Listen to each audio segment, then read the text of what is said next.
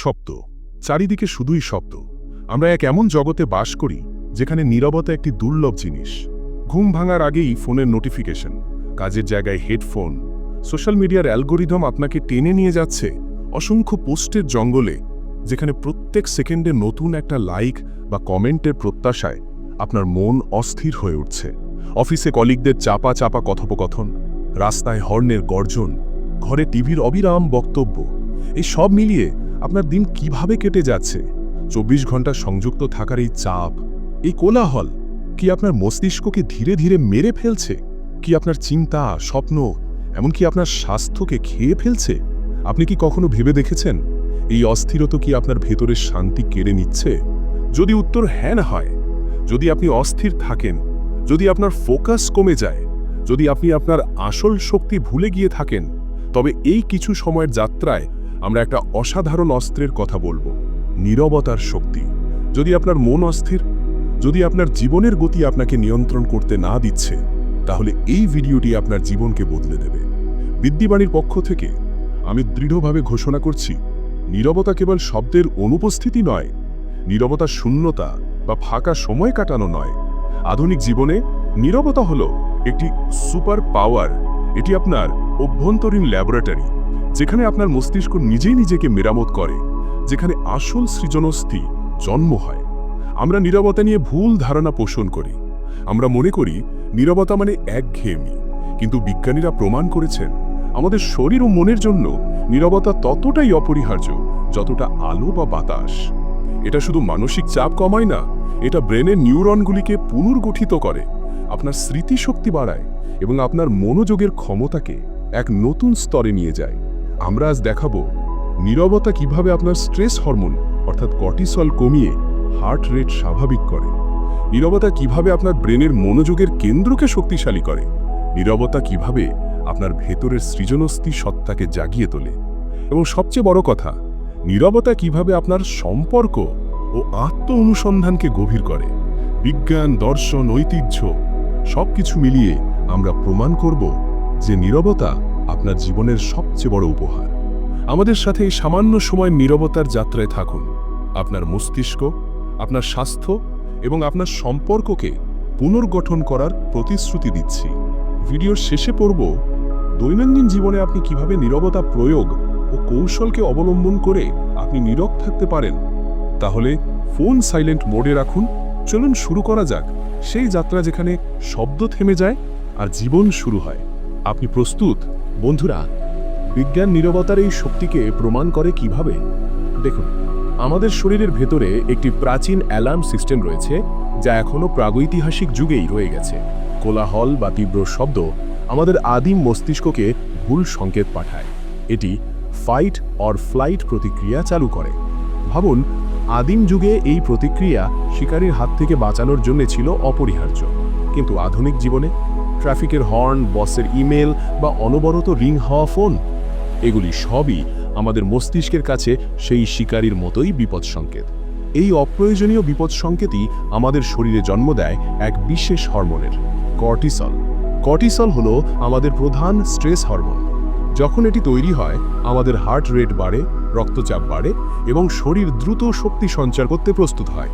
কিন্তু যখন এই কর্টিসলের মাত্রা দীর্ঘ সময় ধরে উচ্চ থাকে, তখন তা আমাদের শরীরের জন্য হয় মারাত্মক। অতিরিক্ত কর্টিসল আমাদের রোগ প্রতিরোধ ক্ষমতা কমিয়ে দেয়, ডায়াবেটিসের ঝুঁকি বাড়ায়, ওজন বৃদ্ধি ঘটায়, বিশেষ করে পেটের চর্বিতে, এবং আমাদের ঘুমের চক্র নষ্ট করে। সহজ কথায়, অতিরিক্ত কর্টিসল আপনাকে ধীরে ধীরে অসুস্থ, মোটা এবং ক্লান্ত করে তোলে।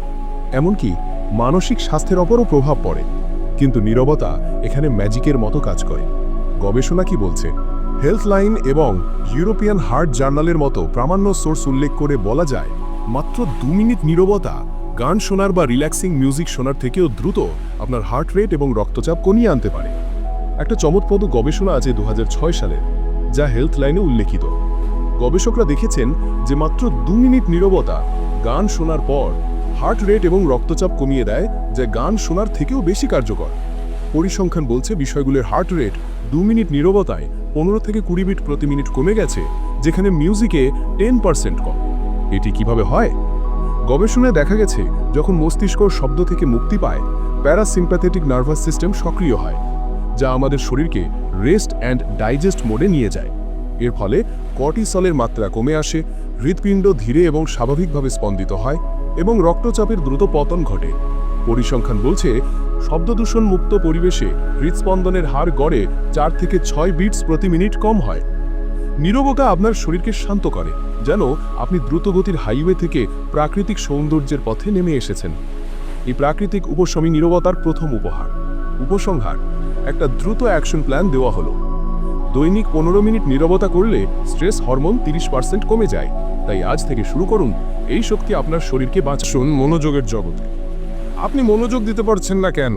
কারণ আপনার মস্তিষ্ক অতিরিক্ত লোডেড। মনোযোগের জন্য দায়ী মস্তিষ্কের প্রধান অংশটির নাম হলো প্রিফ্রন্টাল কর্টেক্স। এটি মনোযোগের সিইও। এটি আমাদের কার্যনির্বাহী কাজ, সিদ্ধান্ত গ্রহণ এবং ফোকাস বজায় রাখতে সাহায্য করে। যখন কোলাহল বা মাল্টিটাস্কিং আমাদের ঘিরে থাকে, তখন এই প্রিফ্রন্টাল কর্টেক্সকে প্রতিনিয়ত অপ্রয়োজনীয় তথ্য ফিল্টার করতে হয়। এটি এমনভাবে চলতে থাকে যেন একটা কম্পিউটার একই সময় অসংখ্য অ্যাপ্লিকেশন চালাচ্ছে, যার ফলে স্বাভাবিকভাবেই তার গতি কমে যায়। বৈজ্ঞানিক ডেটা কি বলে? বহু গবেষণায় প্রমাণিত হয়েছে যে মাল্টিটাস্কিং আমাদের উৎপাদনশীলতাকে 40% পর্যন্ত কমিয়ে দিতে পারে। আমরা মনে করি একসঙ্গে অনেক কিছু করছি, কিন্তু আসলে আমরা কোনোটাতেই সম্পূর্ণ মনোযোগ দিতে পারছি না। এখানেই নীরবতার সুপার পাওয়ার। নীরবতা এখানে কি করে? নীরবতা আপনার মস্তিষ্কের মনোযোগের জালকে শক্তিশালী করে। নিউরোসায়েন্সে আমাদের মনোযোগ মূলত দুটি নেটওয়ার্ক দ্বারা নিয়ন্ত্রিত হয়। এক, ডরসাল অ্যাটেনশন নেটওয়ার্ক। এই নেটওয়ার্কটি আমাদের ইচ্ছাকৃত মনোযোগ অর্থাৎ ফোকাস ডেপথের জন্য দায়ী। 2, ভেন্ট্রাল অ্যাটেনশন নেটওয়ার্ক। এই নেটওয়ার্কটি হলো বিভ্রান্তির অ্যালার্ম, যা অপ্রত্যাশিত শব্দ বা নড়াচড়ায় আমাদের মনোযোগ সরিয়ে দেয়। যখন আপনি নীরব থাকেন, তখন ড্যান শক্তি পায় এবং ধ্যান শান্ত হয়। নীরবতা একটা ফিল্টারের মতো কাজ করে, যা অপ্রয়োজনীয় তথ্য সরিয়ে দেয় এবং আপনার প্রিফ্রন্টাল কর্টেক্সকে তার আসল কাজ অর্থাৎ গভীর মনোযোগ দেওয়ার সুযোগ করে দেয়। ফলাফল কি?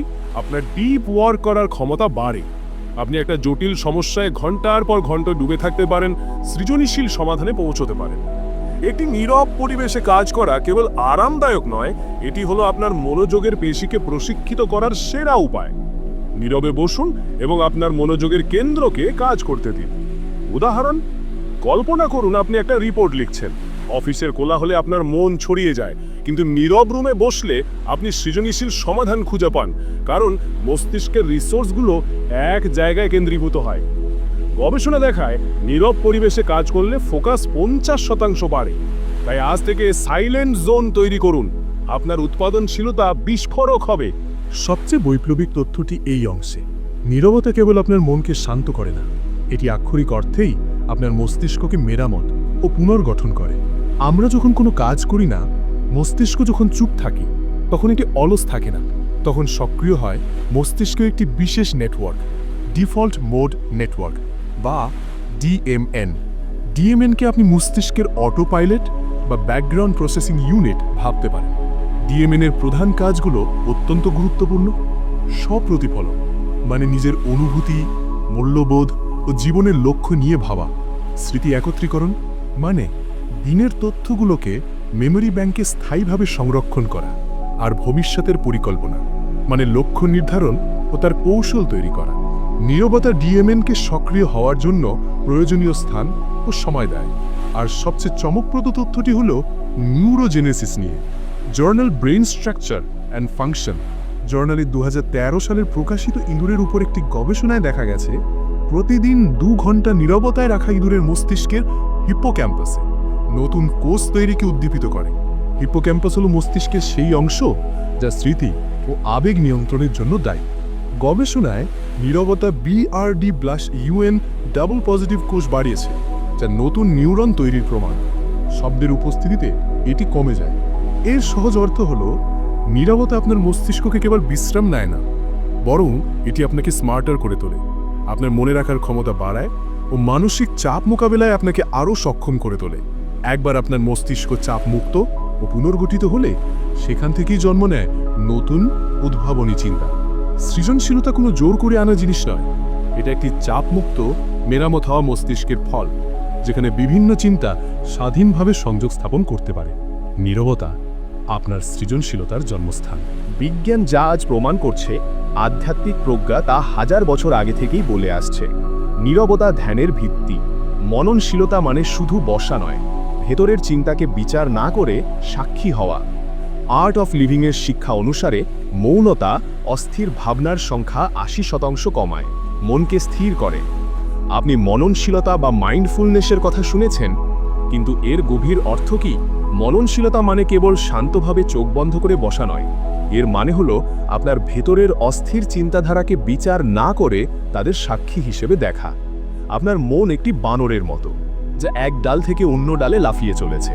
নীরবতা সেই বানরকে শান্তভাবে বসতে শেখায়। আর্ট অফ লিভিং বা জেন ধ্যানের মতো ঐতিহ্যগুলিতে মৌনতা কঠোরভাবে পালন করা হয়। কেন? কারণ যখন আপনি বাহ্যিক শব্দকে থামিয়ে দেন, তখন ভেতরের কোলাহল তীব্রভাবে অনুভব হয়। যখন আপনি নীরব থাকেন, অস্থির ভাবনার সংখ্যা নাটকীয়ভাবে কমতে শুরু করে। আপনার মনোযোগের শক্তি বাড়ে এবং মন স্থির হয়। আমরা একটা উপমা ব্যবহার করে বুঝতে পারি। স্থির জলই প্রতিচ্ছবি দেখাতে পারে। যখন নদীর জল অস্থির থাকে, ঢেউ খেলে, তখন আপনি তাতে নিজের বা আকাশের প্রতিচ্ছবি পরিষ্কার দেখতে পান না। কিন্তু যখন জল স্থির হয়ে যায়, তখন তা একটি আয়নার মতো পরিষ্কার হয়ে ওঠে। আপনার মনও তাই। যখন তা কোলাহল ও অস্থিরতায় ভরা থাকে, তখন আপনি জীবনের আসল দিকটিকে, আপনার ভেতরের সত্যকে পরিষ্কার দেখতে পান না। নীরবতা সেই অস্থিরতাকে শান্ত করে। যখন মন স্থির হয়, তখন মানসিক স্বচ্ছতা আসে। এই স্বচ্ছ মন আপনাকে জীবনের কঠিন পরিস্থিতিতেও সঠিক এবং শান্ত সিদ্ধান্ত নিতে সাহায্য করে। আধ্যাত্মিক প্রজ্ঞা এই নীরবতাকে অন্তর্যাত্রা বা ইনার জার্নির প্রবেশদ্বার মনে করে। এটি আত্মার গভীরতায় নিয়ে যায়, যেখানে প্রজ্ঞা জাগে। প্রতিদিন 10 মিনিট নীরবতা করুন, আপনার আধ্যাত্মিক যাত্রা শুরু হবে। আজ এবং আগামীকাল সকাল 6টা থেকে সকাল 6:30টার মধ্যে আর্ট অফ লিভিংয়ের শিক্ষা অনুসারে মৌনতার অভ্যাসীন পদ্ধতি নিয়ে 10 মিনিটের মননশীলতা ধ্যান যোগে যোগ দিন। দেখা হবে মৌনতার জগতে। আত্ম অন্বেষণ ও ভেতরের কণ্ঠস্বর। জীবনের দৌড়, ব্যস্ততা এবং অন্যের প্রত্যাশা পূরণের তাগিদ, এই সব কিছু কীভাবে আমাদের নিজেদের আসল চাহিদা, স্বপ্ন এবং অনুভূতি থেকে দূরে রাখে। আমরা প্রতিনিয়ত বাইরের শব্দ শুনি, কিন্তু ভুলে যাই যে আমাদের ভেতরেরও একটি কণ্ঠস্বর আছে, যা আমাদের আসল পথ দেখাতে পারে। ব্যস্ততা আমাদের নিজের চাহিদা থেকে দূরে সরিয়ে দেয়। নীরবতা হলো সেই দূরত্ব কমিয়ে দেওয়ার একমাত্র সেতু। আসল স্বপ্ন শোনায়। সুর, দার্শনিক, অনুসন্ধিক্ষু, নীরবতার প্রয়োজনীয়তা তুলে ধরা। স্টিফেন লিওনার্ড এর মতো দার্শনিকরা বলেন, নীরবতা হলো অজানা মনের গভীরে যাওয়ার পথ। কেন আমাদের নীরবতা দরকার? কারণ কোলাহলের মধ্যে আমরা কেবল আমাদের বাইরের ইনার ক্রিটিক বা সমালোচকের কণ্ঠস্বর শুনি। এই সমালোচক প্রতিনিয়ত আপনাকে বলছে, আপনি যথেষ্ট নন, আপনাকে আরও দ্রুত হতে হবে, আপনাকে আরও বেশি অর্জন করতে হবে। এই কণ্ঠস্বর কিছু কিছু সময় আপনার সত্যিকারের অনুভূতিকে চাপা দেয়। নীরবতা এই সমালোচকের কণ্ঠস্বরকে শান্ত করে। যখন এই কোলাহল থেমে যায়, তখন একটি শান্ত, আরও প্রজ্ঞাময় কণ্ঠস্বর মাথাচাড়া দিয়ে ওঠে, যা আপনার সত্যিকারের আকাঙ্ক্ষা, আপনার মূল্যবোধ এবং আপনার জীবনের আসল উদ্দেশ্যের কথা বলে। এটি আপনার আত্মার কণ্ঠস্বর, যা বাইরের চাপ থেকে মুক্ত। বেদ্যিবাণীর পক্ষ থেকে আপনার প্রতি আমাদের একটি সহজ এবং শক্তিশালী আহ্বান। আপনি যদি না জানেন আপনি কি চান, তবে একটু চুপ থাকুন। উত্তরটি কোনো বই বা অন্য কোনো মানুষের কাছে নেই। উত্তরটি আপনার ভেতরের নীরবতার গভীরেই লুকিয়ে আছে। নীরবতার মাধ্যমে আপনি আপনার ভয়, আপনার স্বপ্ন, আপনার দুর্বলতা এবং আপনার শক্তিকে খোলা চোখে দেখতে শেখেন। নিজেকে আবিষ্কার করার এটাই সবচেয়ে আন্তরিক, সবচেয়ে কার্যকর উপায়। নিজেকে জানার এই যাত্রা শুরু করার জন্যে আপনার কেবল দরকার একটু নীরবতা। ঐতিহাসিক ও দার্শনিক দৃষ্টিকোণ। নীরবতার গুরুত্ব শুধু আধুনিক বিজ্ঞান বা মনোবিজ্ঞানের বিষয় নয়, এটি হাজার হাজার বছর ধরে মানব সভ্যতার কেন্দ্রবিন্দুতে রয়েছে। ইতিহাসের পাতা উল্টালে দেখা যায়, প্রতিটি মহান চিন্তাবিদ এবং আধ্যাত্মিক নেতা নীরবতাকে বিশেষ মর্যাদা দিয়েছেন। আমরা 3টি ভিন্ন ঐতিহ্য থেকে এর উদাহরণ তুলে ধরছি। 1. বুদ্ধ ও ধ্যান।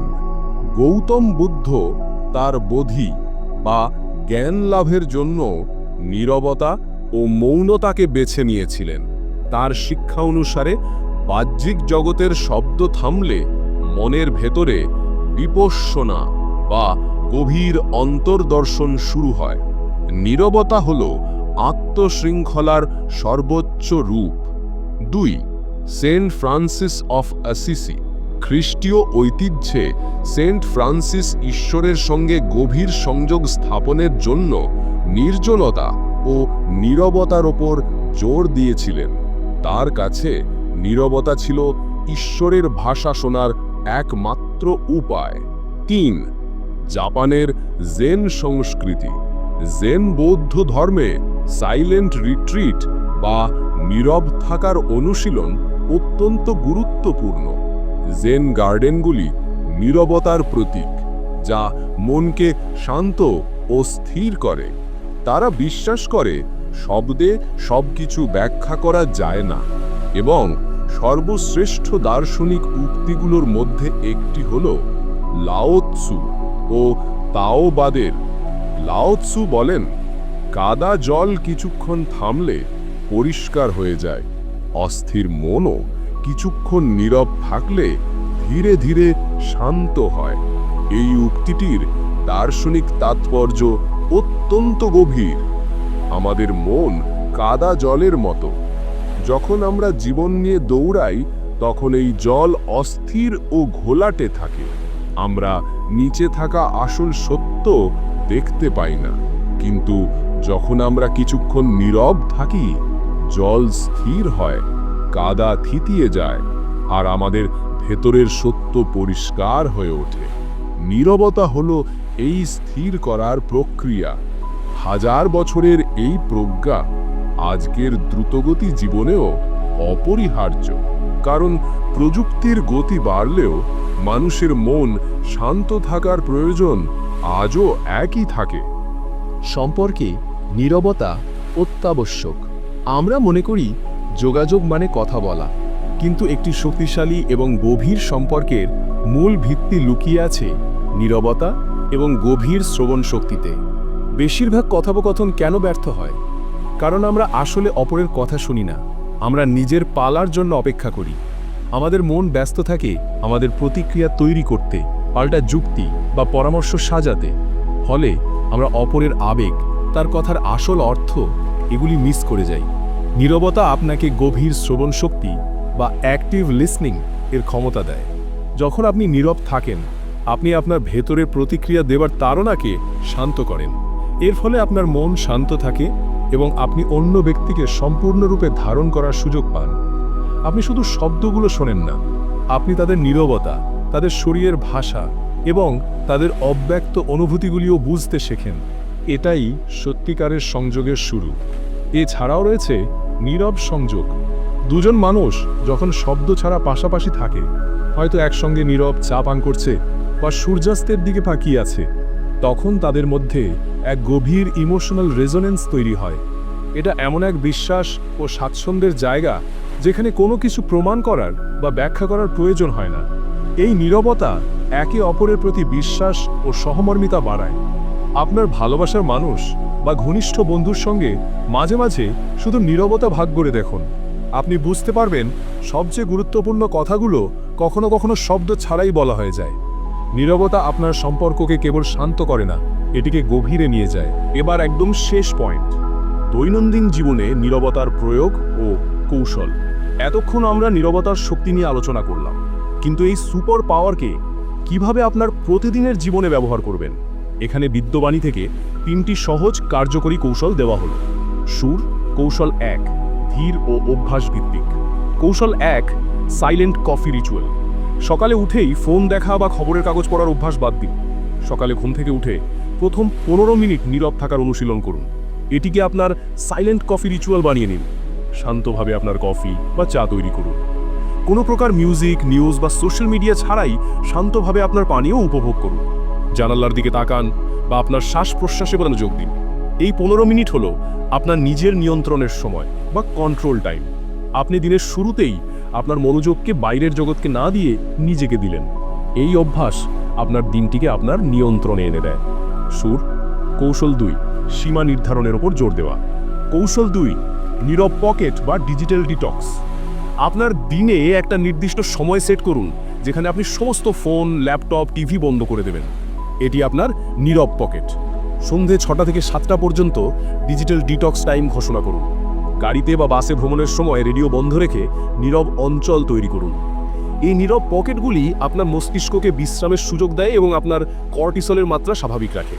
আপনার শরীরকে বলুন যে আপনি এখন কোনো জরুরি অবস্থার মধ্যে নেই। কৌশল 3, সরাসরি নির্দেশ ও প্রয়োগের ওপর জোর দেওয়া। কৌশল 3, 5 মিনিটের নীরবতার চ্যালেঞ্জ।